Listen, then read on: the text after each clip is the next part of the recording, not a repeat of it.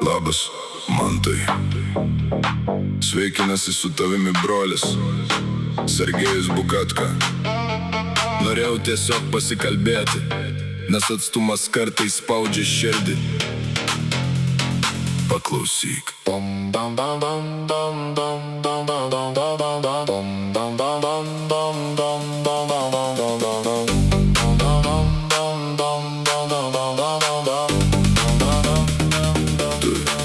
Tu visada buvai tas, kuris žengia pirmas, vyresnis brolis, kurio žingsnis tvirtas nuskeliai. Mus išskyrė ir nubloškė toli.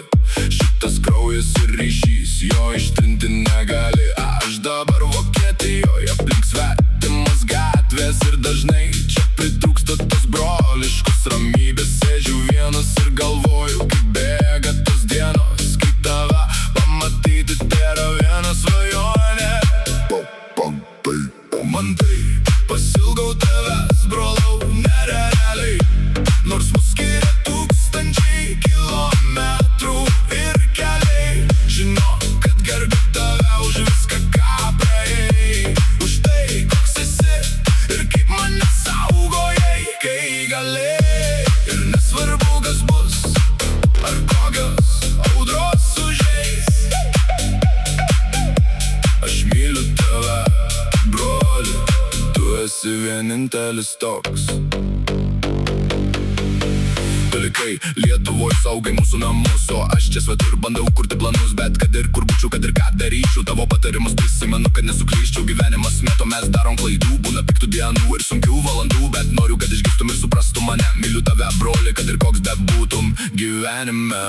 Mantai, pasilgau tavęs, brolau, nerealiai.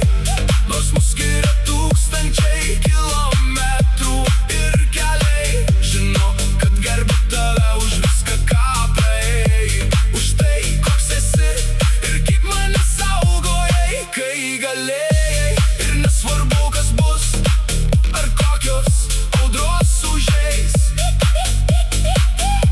aš myliu tave, broli, tu esi vienintelis toks.